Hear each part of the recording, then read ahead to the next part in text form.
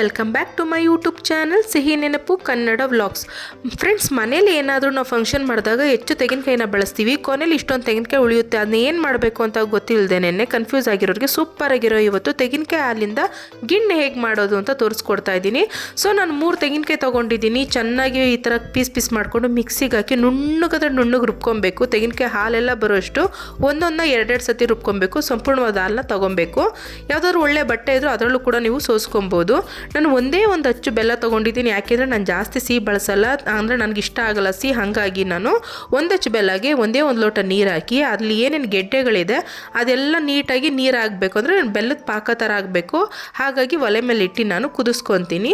ಇವಾಗ ಒಂದು 5 ಏಲಕ್ಕಿ ತೊಗೊಂಡು ಸಿಪ್ಪೆಲ್ಲ ಬಿಡಿಸಿ ಏಲಕ್ಕಿ ಪುಡಿ ಮಾಡ್ಕೊತೀನಿ ಚೆನ್ನಾಗಿ.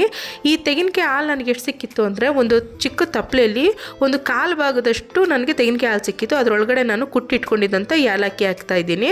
ಸೊ ಅದು ಹಾಕಾದ್ಮೇಲೆ ಅದಕ್ಕೆ ಮುಖ್ಯವಾದ ಪದಾರ್ಥ ಬಂದ್ಬಿಟ್ಟು ಕಾರ್ನ್ಫ್ಲವರ್. ಇದಕ್ಕೆ ನಾನು 6 ಸ್ಪೂನ್ ಕಾರ್ನ್ಫ್ಲವರ್ ಹಾಕೊತಾ ಇದ್ದೀನಿ. ಯಾವುದೇ ಕಂಪನಿ ಆದರೂ ಚಿಂತೆ ಇಲ್ಲ, ನಾನು 6 ಸ್ಪೂನ್ ಹಾಕೊತಾ ಇದ್ದೀನಿ.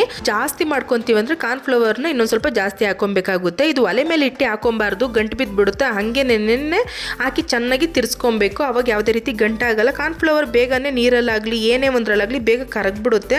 ಆದರೆ ಒಲೆ ಮೇಲೆ ಇಡಬಾರ್ದು ಅಷ್ಟೇನೆ. ನಾನು ಇದಕ್ಕೆ ಬಾದಾಮ್ ಪುಡಿ ಹಾಕೊತಾ ಇದ್ದೀನಿ. ಬರೀ 5 ರೂಪೀಸ್ ಅಷ್ಟೇ, ದೊಡ್ಡ ಪ್ಯಾಕೆಟ್ ಸಿಕ್ಕಿಲ್ಲ ನನಗೆ. ಹಂಗಾಗಿ 5 ರೂಪೀಸ್ದು ಒಂದು 4 ತೊಗೊಂಡು ಬಂದಿದ್ದೀನಿ ಬಾದಾಮ್ ಪೌಡರು. 4 ಪೌಡರ್ನು ಕೂಡ ಹಾಗೆ ಹಾಕ್ತಾಯಿದ್ದೀನಿ. ಒಲೆ ಮೇಲೆ ಇಟ್ಟಿಲ್ಲ ನಾನು, ಹಾಗೆ ಹಾಕ್ತಾಯಿದ್ದೀನಿ. ಸೊ ಅದನ್ನು ಹಾಕಿ ಚೆನ್ನಾಗಿ ನಾನು ತಿರ್ಸ್ಕೊಬೇಕು. ಬೇಕು ಅಂದರೆ ದೊಡ್ಡ ಪ್ಯಾಕೆಟ್ ಏನಾದರೂ ಇತ್ತು ಅಂದರೆ ನೀವು ಕಾರ್ನ್ಫ್ಲವರ್ ಸಾಮವಾಗಿನೇ ನೀವು ಬಾದಾಮ್ ಪುಡಿನೂ ಬೇಕಾದರೆ ಅದಕ್ಕೆ ಹಾಕೊಬೋದು. ಇಲ್ಲದ ನೀರು ಸಿಕ್ಕಿತ್ತು, ಅದನ್ನ ನೀಟಾಗಿ ಸೋದಿಸ್ಕೊಬೇಕು. ಅದರೊಳಗಡೆ ಕಲ್ಲೆಲ್ಲ ಇರುತ್ತೆ, ಹಾಗಾಗಿ ನೀಟಾಗಿ ಸೋಸಿ ಹಾಕಿ. ಇಲ್ಲ ಅಂತಂದರೆ ಕಲ್ಲು ಸಿಕ್ತು ಅಂತಂದರೆ ಸ್ವೀಟ್ ಹಾಳಾಗುತ್ತೆ. ಯಾವುದೇ ಕಾರಣಕ್ಕೂ ಸೋಸ್ತೆ ಅಂತೂ ಹಾಕಬೇಡಿ. ಇವಾಗ ನೀವು ಸ್ಟವ್ ಮೇಲೆ ಇಟ್ಬಿಟ್ಟು ಜಾಸ್ತಿ ಉರಿಲೇನೆ ಕೈ ಬಿಡದೇನೆ ತಿರುಗಿಸ್ತಾನೆ ಇರಬೇಕು. ಮೇನಾಗಿ ಸ್ವೀಟ್ ಮಾಡಬೇಕು ಅಂತಂದರೆ ಇದೇ ಮುಖ್ಯವಾಗಿ ಆಗೋದು. ಗಂಟು ಬಿದ್ದುಬಿಡುತ್ತೆ. ನಾವು ಯಾವಾಗ ಸ್ಟವ್ ಮೇಲೆ ಇಡ್ತೀವೋ ಅದನ್ನ ನಾವೇನೋ ತಿರುಗಿಸ್ತಾನೆ ಇರಲಿಲ್ಲ ಅಂದರೆ ಗಂಟು ಬಿದ್ದುಬಿಡುತ್ತೆ. ಅದು ಬರ್ತಾ ಬೇಗನೆ ಗಟ್ಟಿ ಆಗುತ್ತೆ. ಹಾಗಾಗಿ ಕೈ ಬಿಡದೇನೆ ತಿರುಗಿಸ್ತಾನೆ ಇರಬೇಕು. ಯಾವುದೇ ರೀತಿ ತುಪ್ಪನ ಇದು ಮಾಡಬೇಕಾದ್ರೆ ಹಾಕಂಗಿಲ್ಲ. ಸೊ ಇಷ್ಟೇನೇನು, ಇದಕ್ಕೆ ಏನೇನು ಐಟಮ್ ಹಾಕಿದ್ದೀನಿ ಇಷ್ಟೇ ಐಟಮ್ ಫ್ರೆಂಡ್ಸ್. ಆದರೆ ಅದು ಚೆನ್ನಾಗಿ ಬೇಯಬೇಕು ಮತ್ತು ಗಟ್ಟಿ ಆಗೋ ತನಕ ತಿರುಗಿಸ್ತಾನೆ ಇರಬೇಕು. ಫ್ರೆಂಡ್ಸ್, ಯಾರೆಲ್ಲ ಮೊದಲೇದಾಗಿ ನನ್ನ ವೀಡಿಯೋನ ನೋಡ್ತಾ ಇದ್ದೀರಾ, ನನ್ನ ಚಾನಲ್ನ ಸಬ್ಸ್ಕ್ರೈಬ್ ಮಾಡಿಕೊಂಡು ಬೆಲ್ ಐಕನ್ನ ಕ್ಲಿಕ್ ಮಾಡಿ. ಬೆಲ್ ಐಕನ್ನ ಕ್ಲಿಕ್ ಮಾಡೋದ್ರಿಂದ ನಾನು ಹಾಕೋ ವಿಡಿಯೋ ನೋಟಿಫಿಕೇಶನ್ ಮೊದಲೇದಾಗಿ ನಿಮಗೆ ಬರುತ್ತೆ. ಹಾಗೆ ವಿಡಿಯೋಗೊಂದು ಲೈಕ್ ಮಾಡಿ. ಇನ್ನೂ ಒಳ್ಳೊಳ್ಳೆ ಟಿಪ್ಸು ಮತ್ತು ನಿಮಗೆ ಯೂಸ್ಫುಲ್ ಆಗುವಂಥ ವೀಡಿಯೋಗಳೇ ನನ್ನ ಚಾನಲಲ್ಲಿ ಸಿಗುತ್ತೆ. ಹಾಗಾಗಿ ನನ್ನ ಚಾನಲ್ನ ಮರಿದೇನೆ ಸಬ್ಸ್ಕ್ರೈಬ್ ಮಾಡ್ಕೊಳ್ಳಿ.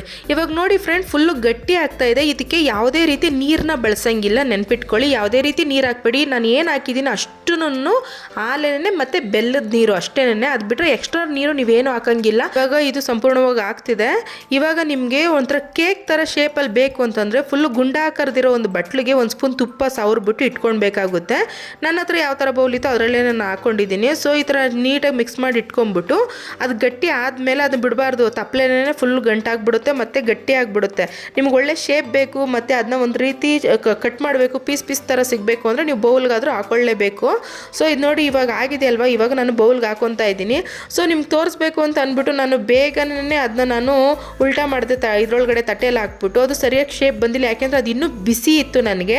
ಆಮೇಲೆ ನಾನು ಒಂದು ತಟ್ಟೆಯಲ್ಲಿ ಹಾಕೊಂಡ್ಬಿಟ್ಟು ಒಂದು ಬಿಟ್ಬಿಟ್ಟೆ, 1 ಅವರ್ ಬಿಟ್ಟಾದ್ಮೇಲೆ ಅದನ್ನ ನೀಟಾಗಿ ಕಟ್ ಮಾಡಿದ ತಕ್ಷಣ ಒಳ್ಳೆ ಶೇಪ್ ಬಂತು, ಸ್ಮೂತಾಗಿತ್ತು. ಸಿಹಿಯಾದ ಸಿಹಿ ಇಲ್ಲದೇ ಸೂಪರ್ ಆಗಿರೋ ಗಿಣ್ಣು ಮಾತ್ರ ತಯಾರಾಯಿತು. ನನಗಂತೂ ಬಹಳ ಇಷ್ಟ ಆಯಿತು ಟೇಸ್ಟು. ನೀವು ಒಂದ್ಸತಿ ಮಾಡಿ. ಮನೇಲಿ ಏನಾದರೂ ಫಂಕ್ಷನ್ ಆದಾಗ ನಾವು ಹೆಚ್ಚು ತೆಂಗಿನಕಾಯಿನ ಒಡೆದು ಪೂಜೆಗೆ ಇಡ್ತೀವಲ್ವ, ಬರೀ ಸಾಂಬಾರು ಚಟ್ನಿ ಮಾಡ್ಕೊಂಡು ತಿನ್ನೋದಕ್ಕಿಂತ ಒಂದ್ಸತಿ ಈ ರೀತಿ ತೆಂಗಿನಕಾಯಿ ಗಿಣ್ಣ ಮಾಡಿ ನೋಡಿ. ಆರೋಗ್ಯಕ್ಕೂ ತುಂಬ ಒಳ್ಳೆಯದು. ಸಂಪೂರ್ಣವಾದ ತೆಂಗಿನಕಾಯಿ ಹಾಲಿನ ಅಂಶನೂ ಸಿಗುತ್ತೆ. ತಿನ್ನೋಕ್ಕೂ ತುಂಬ ಚೆನ್ನಾಗಿರುತ್ತೆ. ಮಕ್ಕಳಿಗೆ ತುಂಬ ಇಷ್ಟ ಆಗುತ್ತೆ. ಇದನ್ನ ನಾವು ಫ್ರಿಜ್ಜಲ್ಲಿ ಒಂದು 3 ರಿಂದ 4 ದಿನ ಇಟ್ಕೊಬೋದು. ಮಕ್ಕಳಿಗೆ ಈ ರೀತಿ ಮಾಡಿಕೊಡಿ. ಏನೇನೋ ಹೊರಗಡೆ ಸ್ವೀಟ್ ತಿನ್ಸೋಕ್ಕಿಂತ ಈ ರೀತಿ ಮನೇಲೇ ಮಾಡಿ ಕೊಡೋದು ತುಂಬ ಆರೋಗ್ಯಕ್ಕೆ ಒಳ್ಳೆಯದು ಅಂತ ಹೇಳ್ತೀನಿ. ಓಕೆ ಫ್ರೆಂಡ್ಸ್, ಮರಿದೇನೆ ನನ್ನ ಚಾನಲ್ನ ಸಬ್ಸ್ಕ್ರೈಬ್ ಮಾಡ್ಕೊಳ್ಳಿ. ಉತ್ತಮವಾದ ವಿಡಿಯೋ ನಿಮಗೆ ಸಿಗುತ್ತೆ. ನಿಮಗೆ ಯೂಸ್ಫುಲ್ ಆಗುವಂಥ ವಿಡಿಯೋನೇ ನನ್ನ ಚಾನಲ್ ಸಿಗೋದು. ಓಕೆನಾ? Thank you for watching. Bye.